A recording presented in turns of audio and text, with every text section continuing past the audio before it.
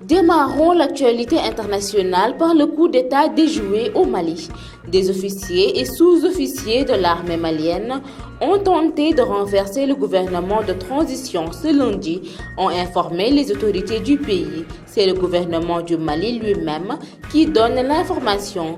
Un groupuscule d'officiers et de sous-officiers antiprogressistes maliens a tenté un coup d'État dans la nuit du 11 au 12 mai 2022. Ces militaires étaient soutenus par un État occidental. La tentative a été déjouée grâce à la vigilance et au professionnalisme des forces de défense et de sécurité du Mali, indique-t-il.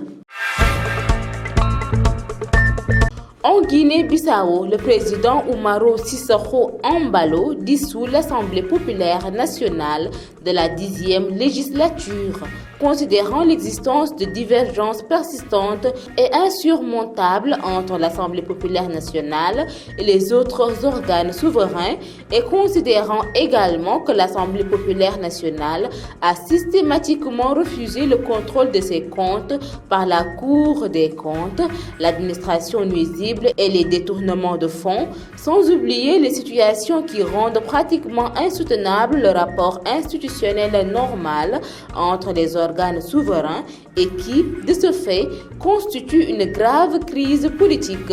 Le président de la République de Guinée-Bissau a décidé de dissoudre l'Assemblée populaire nationale de la 10e législature. Terminons l'actualité internationale en France.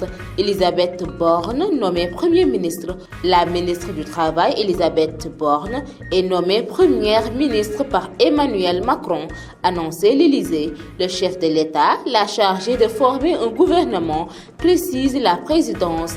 Elle devient ainsi la seconde femme à occuper ce poste après Edith Cresson en 1991. D'abord chargée des transports, puis de la transition écologique et solidaire, Elisabeth Borne avait pris la tête d'un grand ministère du Travail, de l'Emploi et de l'Insertion en juillet 2020. Mesdames et messieurs, c'en est tout pour l'actualité internationale.